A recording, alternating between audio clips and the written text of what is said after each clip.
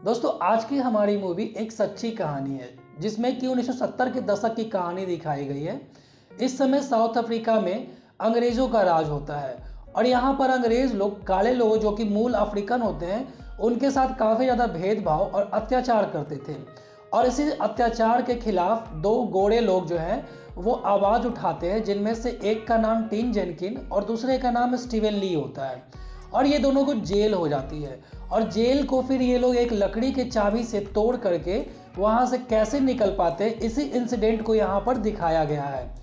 तो चलिए हम लोग मूवी को स्टार्ट करते हैं। और इस मूवी का नाम है एस्केप फ्रॉम प्रिटोरिया, जो कि 2020 में रिलीज हुई थी और IMDb ने इसको रेटिंग दी है 6.8 आउट ऑफ 10।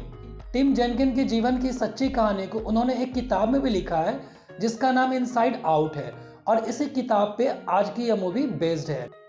तो चलिए हम कहानी को शुरू करते हैं। तो मूवी के शुरुआत में दो लड़कों को दिखाया जाता है जो कि अफ्रीकन नेशनल कांग्रेस के मेंबर होते हैं और इनमें से एक का नाम टिम जेनकिन और दूसरे का नाम स्टीवन ली होता है। टिम जेनकिन का रोल यहाँ पर डैनियल रेडक्लिफ ने निभाया है, वहीं स्टीवन ली के किरदार को यहाँ डैनियल बेवर ने निभाया है। यहाँ पर ये लोग सरकार के अत्याचारों के खिलाफ लोगों में जागरूकता फैलाने के लिए पम्पलेट्स बांटने आए होते हैं और इनके पम्पलेट्स बांटने का तरीका भी थोड़ा डिफरेंट होता है। ये लोग एक थैले में पम्पलेट के नीचे एक बॉम्ब रखते हैं। हालांकि ये बॉम्ब खतरनाक नहीं होता है, लेकिन ये लोग इसी तरह से इस थैले में पम्पलेट को ले करके जगह जगह इस थैले को रख देते हैं। थैले को रखने के बाद टिम यहाँ से जाने लगता है और यहीं पर इसका दोस्त भी यही काम कर रहा होता है। तो टिम उसे बोलता है कि चलो अब चलते हैं, लेकिन स्टीवन बोलता है कि अरे रुको, थोड़ा यहाँ का नज़ारा तो देखते हैं। तभी यहाँ पर दिखाया जाता है कि थैले में रखा बम फट जाता है और पम्पलेट्स लोगों में फैल जाते हैं जिसे लोग पढ़ने लगते हैं और इसमें सरकार के खिलाफ लिखा होता है। तभी यहाँ पुलिस भी आ जाती है और चूंकि ये लोग सरकार के खिलाफ काम कर रहे होते हैं और इनका ऑर्गेनाइजेशन बैंड होता है साउथ अफ्रीका में, इसीलिए इन्हें अरेस्ट करके पुलिस स्टेशन ले जाया जाता है, जहाँ पर टीम की गर्लफ्रेंड भी आती है और मौका पाकर के वह टीम से मिलती है और उसे कुछ पैसे देती है ताकि वह जेल में इसको यूज कर सके और साथ ही साथ उसे कहती है कि डोंट गिव अप, मतलब हिम्मत मत हारना, और वहां से वो चली जाती है। फिर टीम बाथरूम में जाता है और उस पैसे को एक ट्यूब में रखता है और उसे अपने शरीर के पिछले वाले हिस्से में छुपा लेता है। फिर टीम और स्टीवन को कोर्ट में लाया जाता है, लेकिन यहाँ का जज भी गोरों लोगों के प्रति बायस्ड होता है, इसलिए वह इन्हें सजा दे देता है। यहाँ टीम को 12 साल तो स्टीवन को 8 साल की सजा सुनाई जाती है। इसी बीच स्टीवन यहाँ से भागने की कोशिश करता है, लेकिन पुलिस वाले उसे पकड़ लेते हैं और बुरी तरह से इसे पीटते हैं। फिर इन दोनों को अब प्रिटोरिया जेल में ले जाया जाता है, जहाँ इस जेल का कैप्टन इन दोनों को बाहर ही बोलता है कि तुम गोरे होकर के गोरे लोगों के खिलाफ लड़ रहे हो, ये बहुत ही गंदा है, तुम बहुत ही नीच हो। और फिर इन दोनों को अब जेल में अंदर ले जाया जाता है, लेकिन टीम जेल में एंट्री के साथ ही यहाँ से भागने का प्लान अपने दिमाग में बनाने लगता है और इसीलिए वह यहाँ के हर एक दरवाजे और हर एक तालों को बहुत ही गौर से देखने लगता है। फिर इन्हें अपने अपने सेल में बंद कर दिया जाता है, जिसमें कि 2 दरवाजे लगे होते हैं, एक अंदर की तरफ जो कि लोहे की ग्रिल होती है और एक बाहर की तरफ जो कि एक लोहे का मोटा दरवाजा होता है। टीम और स्टीवन अपने सेल में बंद हो जाते हैं और यहाँ पर दीवारों पर ठोक करके ये लोग इशारे में एक दूसरे से बातें करते हैं। अब इनका जेल में पहला दिन शुरू हो जाता है और फिर ये लोग जब ब्रेकफास्ट के लिए आते हैं तो यहाँ टीम देखता है कि यहाँ पर बहुत सारे कैदी हैं जिन्होंने ब्लू ड्रेस पहन रखी है और टीम का जो ड्रेस होता है वो ग्रे कलर का होता है। यहीं पर उसे डेनिस भी मिलता है। डेनिस भी यहाँ पर एक पॉलिटिकल प्रिजनर होता है जिसे सरकार के खिलाफ बोलने के लिए जेल में बंद किया जाता है। तो डेनिस यहाँ पर टीम को बताता है कि ब्लू ड्रेस वाले कैदी बहुत ही बड़े क्रिमिनल्स हैं, मर्डरर्स होते हैं ये लोग, और ग्रे ड्रेस वाले कैदी या तो छोटे क्रिमिनल होते हैं या फिर पॉलिटिकल प्रिजनर होते हैं। यहाँ स्टीवन भी डेनिस के पास पहुंच जाता है और डेनिस तभी इनसे पूछता है कि तुम दोनों की सजा कितनी लंबी है। तो स्टीवन यहाँ उसे बताता है कि उसे 8 साल और टीम को 12 साल की सजा हुई है। लेकिन तभी यहाँ टीम बोलता है कि हम लोग यहाँ पर इतने लंबे समय तक रहने वाले नहीं हैं, मतलब ये लोग यहाँ से भाग जाएंगे। अगले दिन जब टीम और स्टीवन जॉगिंग कर रहे होते हैं तो यहाँ डेनिस भी इनके साथ होता है, जो कि इन्हें जेल के बारे में बता रहा होता है। यह बोलता है कि यहाँ की जेल की दीवारें 20 फुट ऊंची है जिसपे फेंस लगे हुए हैं और यहाँ जो सर्च लाइट तुम देख रहे हो ये 24 घंटे जेल के कोने कोने पर नजर रखते हैं। साथ ही साथ अगर यहाँ से गुफा खोदी जाए तो वो भी वापस इसी जेल में चली आएंगी। कहने का मतलब ये कि यहाँ से भागना बिल्कुल इम्पॉसिबल है। तभी यहाँ एक कैदी भी इनके पास आता है जिसका नाम लियोनार्ड है और ये भी यहाँ पर कैदी है। ये टिम और स्टीवन को बोलता है कि यहाँ से भागना बिल्कुल इम्पॉसिबल है, पहले भी कई लोग ट्राई कर चुके हैं लेकिन सबके सब फेल हो चुके हैं। तभी स्टीवन बोलता है कि there is always a first time. कहने का मतलब ये कि हर एक काम की कभी ना कभी शुरुआत होती है। तभी लियोनार्ड भी बोलता है कि हाँ बिल्कुल, मेरा भी ऐसा ही मानना है और अगर तुम लोग यहाँ से भागने का प्लान बना रहे हो तो तुम मुझे भी उसमें शामिल कर लेना। फिर टिम बाथरूम में जाकर के अपने शरीर में से उस ट्यूब को निकाल लेता है जिसमें पैसे रखे होते और जिसे इसकी गर्लफ्रेंड ने दिया था। लेकिन टिम यहाँ हर एक रात को बस तालों को घूरता रहता था ताकि यहाँ से भागने की प्लानिंग कर सके और इसी तरह से वो पूरी रात जाग करके अपने दिमाग में अनेक तरह के यहाँ से भागने के प्लान बनाता रहता है। एक रात को टिम अपने सेल में रखे कागज के टुकड़े को फोल्ड करता है और उसे सेल के लॉक में घुसाता है ताकि वह उस लॉक की डेप्थ को यानी गहराई को माप सके। अगले सुबह जब ये लोग नहा रहे होते हैं तो टिम लियोनार्ड को अपने आइडिया के बारे में बताता है कि वह यहाँ से लकड़ी की चाबी बनाकर तालों को खोलेगा और यहाँ से भाग जाएगा। लेकिन लियोनार्ड कहता है कि ऐसा संभव नहीं है क्योंकि यहाँ पर बहुत सारे ताले हैं और एक पल के लिए मान भी लिया जाए कि तुम चाबी बना लोगे लेकिन इतनी सारी लकड़ियां लाओगे कहाँ से। तभी टिम बोलता है कि हम लोग वर्कशॉप से लाएंगे। लियोनार्ड को भी ये प्लान अच्छा लगता है क्योंकि उसके पास कोई भी ऑप्शन नहीं है। फिर ये लोग जब नाश्ता कर रहे होते हैं तभी लियोनार्ड प्लेट को गिरा देता है ताकि यहाँ का जेलर इनके पास आ सके और होता भी ऐसा ही है। जब जेलर इनके पास आता है तो टिम यहाँ जेलर के पास रखे चाबियों के गुच्छे को बहुत ही ध्यान से देखता है और इसी तरह से टिम को जब भी मौका मिलता वह उन चाबियों को बड़े ही गौर से देखता ताकि वह अपने दिमाग में उन चाबियों की तस्वीर को बना सके और उसे अपने सेल में जा करके वह कागज पे उतारने लगता है, मतलब कि चाबियों की स्केच बनाने लगता है। टिम वर्कशॉप में काम करता है इसलिए वह यहाँ के कुछ लकड़ियों के टुकड़ों से चाबियां बनाने लगता है। इसी तरह से इनको अब जेल में 74 दिन गुजर जाते हैं और फिर एक दिन जब टिम वर्कशॉप में काम कर रहा होता है तो देखता है कि यहाँ पर जेलर आ गया और घबराहट में टिम अपने जाड़ में उन लकड़ियों के टुकड़ों को छुपाने लगता है।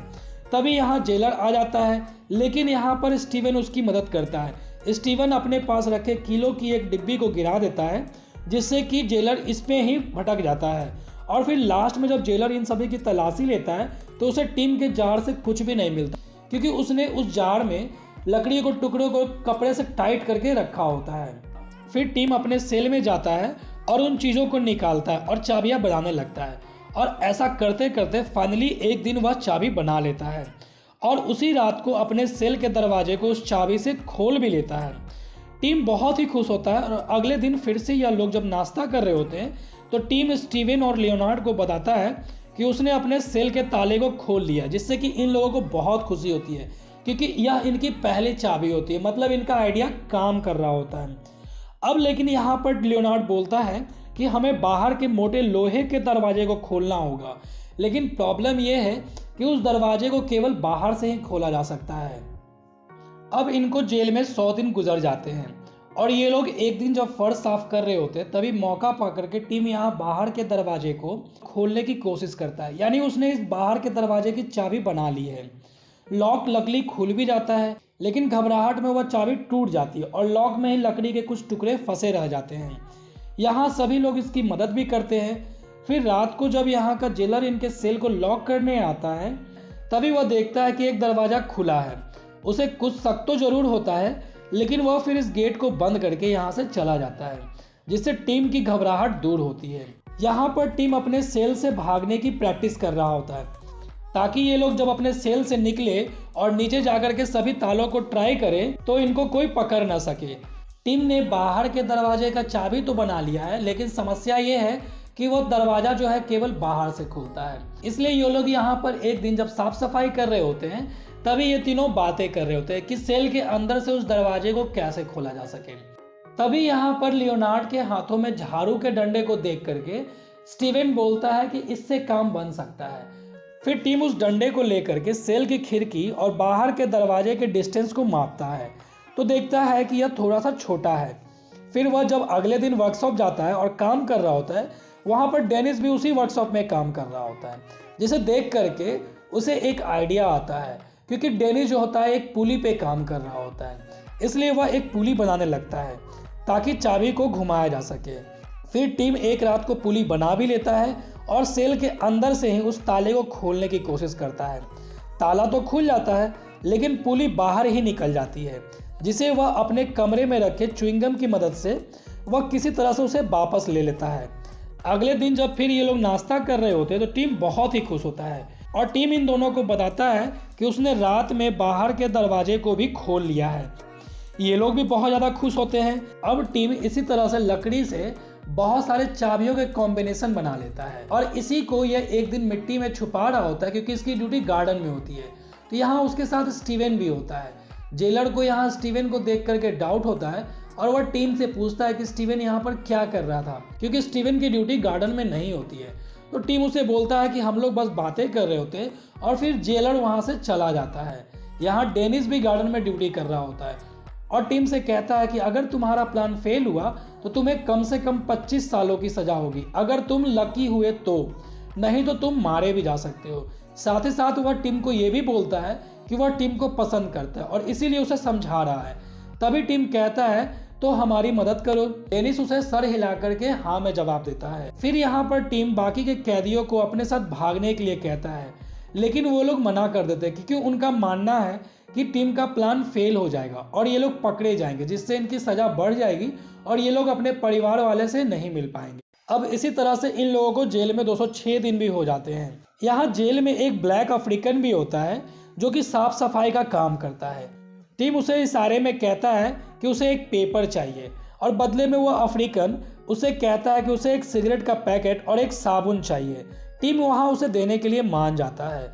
फिर टीम अगले दिन कचरे फेंकने के बहाने उस अफ्रीकन के कचरे के गाड़ी में सिगरेट का पैकेट और साबुन च्युइंगम से चिपका देता है और फिर वह उस कचरे के गाड़ी से एक पेपर के टुकड़े को अपने पास रख लेता है। इस पेपर के बारे में हमें आगे पता चलेगा। अब इन लोगों को यहाँ पर 296 दिन भी गुजर जाते हैं और एक रात को टीम और लियोनार्ड अपने सेल से निकलते हैं। सभी दरवाजों को एक एक करके ये खोलते हुए नीचे पहुँच जाते हैं, लेकिन तभी उन्हें एक गार्ड के आने का एहसास होता है जो कि टॉयलेट जा रहा होता है और फिर ये दोनों नीचे ही एक छोटे से स्टोर रूम में छुप जाते हैं। लेकिन समस्या ये होती है कि इस दरवाजे में कोई भी हैंडल नहीं होता है, बल्कि केवल एक छोटा सा वोल्ट होता है जिसे लियोनार्ड किसी तरह से पकड़ करके दरवाजे को बंद कर लेता है। फिर जब वह गार्ड टॉयलेट जाता है तो ये दोनों उस कमरे से निकलते हैं और टीम अपने की टूल से, जिसे उसने खुद बनाया था, यहाँ नीचे के दरवाजे को खोलने में लग जाता है। लेकिन उस गार्ड के नीचे आने से पहले ही ये लोग अपने सेल में वापस चले जाते हैं। अगले दिन टीम के सेल में कैप्टन आता है, क्योंकि सुबह की बेल बजने के बावजूद भी टीम नहीं उठता है। कैप्टन उसे पूछता है कि तुम क्यों नहीं उठे, तो टीम बोलता है आई एम सॉरी। फिर कैप्टन उसके कमरे की तलाशी लेने लगता है, जहां उसे एक चाबी का टुकड़ा दिखाई देता है जो कि लकड़ी का होता है। दरअसल टीम इन सभी चाबियों को लकड़ी के टुकड़ों में बनाता था और फिर उन टुकड़ों को अलग अलग करके अलग अलग जगह छुपा देता था और इसी तरह से उसने जो है इस चाबी को टुकड़े टुकड़े करके अपने कमरे में रखा होता है। कैप्टन उस चाबी के टुकड़े को देख करके टीम से पूछता है कि यह क्या है, लेकिन टीम उसे थोड़ा सोचने के बाद कहता है कि यह उसके माता पिता की फोटो को रखने में काम आता है। कैप्टन को यहाँ थोड़ा डाउट होता है और वह टीम से कहता है कि तुम कुछ ना कुछ तो जरूर छुपा रहे हो और वह उसे जरूर पता कर लेगा। फिर यहाँ से वह चला जाता है और टीम यहाँ पर राहत की सांस लेता है। साथ ही साथ टीम यहाँ ये भी समझ जाता है कि वह चाबियों के पार्ट को अपने सेल में तो बिल्कुल भी नहीं रख सकता है, इसलिए वह उन चाबियों को कभी लाइब्रेरी में तो कभी लॉन्ड्री में छुपाता रहता है। फिर टीम स्टीवन और लियोनार्ड रात में अपने प्लान पे काम करने के लिए निकलते हैं और फिर ये लोग सभी तालों को खोल करके नीचे पहुंच जाते हैं और फिर वापस अपने रूम में चले जाते हैं। दरअसल ये लोग हर एक रात को चाबी को कॉम्बिनेशन जो टीम ने बनाई थी उससे यहाँ के तालों को खोलने की कोशिश करते हैं और ऐसा ये लोग हर एक रात को करते हैं। अब इन्हें ऐसा करते करते 404 दिन भी जेल में हो जाते हैं, यानी 1 साल से ज़्यादा का समय हो गया है। फिर टीम के दांत में कुछ प्रॉब्लम होती है जिसे दिखाने के लिए वह डॉक्टर के पास जाता है, जहां वह नोटिस करता है कि जेल के एंट्रेंस पर लगे इलेक्ट्रिक डोर को उस गार्ड के कमरे में से रखे एक बटन को दबा करके खोला जा सकता है। यहाँ पर बाकी के कैदी भी इकट्ठा होते हैं और टिम इन लोगों को बताता है कि इसने अभी तक जो है 39 चाबियां बना ली हैं, जो कि इस जेल के 15 अलग अलग दरवाजे को खोल सकता है। और हम लोग बिना रुकावट के 404 दिन से हर एक रात को इन चाबियों को सक्सेसफुली ट्राई किया है। फिर ये लोग उन लोगों को भी साथ आने के लिए कहते हैं, लेकिन ये लोग मना कर देते हैं। टिम डेनिस से भी कहता है कि कम से कम तुम तो साथ चलो, तो डेनिस भी यही कहता है और मना कर देता है, लेकिन वह कहता है कि वह टिम की मदद जरूर करेगा। एक दिन टिम पेपर के टुकड़े को अपने दोस्तों को दिखाता है, जिसमें इस जेल का नक्शा होता है। दरअसल यह वही पेपर होता है जो कि टिम ने उस अफ्रीकन से मांगा था। फिर मौका देख करके टिम एक दिन इस सेल से बाहर निकल जाता है और स्टीवन और लियोनार्ड को भी निकालता है। ये तीनों लोग अंडरवियर में ही होते हैं और साथ ही साथ इनके पास एक बैग भी होता है जिसमें इनके कपड़े रखे होते हैं। और लास्ट बार टिम डेनिस से कहता है कि अभी भी लेट नहीं हुआ है, तुम हमारे साथ आ सकते हो, लेकिन डेनिस फिर से मना कर देता है। साथ ही साथ वो ये भी कहता है कि बस तुम ये इंश्योर करना कि तुम पकड़े मत जाना। फिर ये लोग तीनों यहाँ से बाहर निकल करके नीचे आते हैं और कपड़े पहन लेते हैं, ताकि इनके बाहर जाने पर ये लोग साधारण लोगों की तरह लगे और लोगों की नज़र में ना आ सके। लेकिन वह गार्ड भी डेली की तरह टॉयलेट जाने के लिए अपने कमरे से बाहर आता है और नीचे आकर के स्टोर रूम से सामान को इधर उधर कर देता है। तभी वह देखता है कि उस दरवाजे में एक पिन लगा हुआ है, जो कि इन लोगों ने दरवाजे को पकड़ने के लिए लगाया होता है। वह गार्ड उस पिन को निकाल देता है। तभी इधर डेनिस को दिखाया जाता है, जो कि उस गार्ड का ध्यान भटकाने के लिए अपने सेल के बल्ब को फोड़ देता है, जिससे कि पूरे सेल में अंधेरा हो जाता है और सेल के बाकी कैदी गार्ड को चिल्ला चिल्ला करके बुलाने लगते हैं। तभी तीनों यहाँ नीचे आते हैं और उसी छोटे से स्टोर रूम में छिप जाते हैं, लेकिन वह गार्ड भी इनकी तरफ आ रहा होता है, क्योंकि उसने यहाँ से एक वैक्यूम ट्यूब ले लिया था जिसे वो वापस रखने के लिए इस दरवाजे की तरफ बढ़ रहा होता है। लेकिन तभी बाकी के कैदी ऊपर चिल्लाने से ये परेशान हो जाता है और ऊपर की तरफ जाने लगता है। अब ये तीनों यहाँ से बाहर निकलते हैं और नीचे इलेक्ट्रिक डोर के पास पहुँच जाते हैं और लियोनार्ड उस गार्ड के रूम में जा करके उस बटन को पुश करता है और इस इलेक्ट्रिक डोर को खोल देता है। और फिर ये लोग एक दरवाजे के पास पहुंच जाते हैं और यह दरवाजा खोल करके अंतिम दरवाजे के पास ये तीनों पहुंच जाते हैं। यानी कि अगर इन्होंने इस दरवाजे को खोल लिया तो ये लोग जेल से बाहर निकल जाएंगे।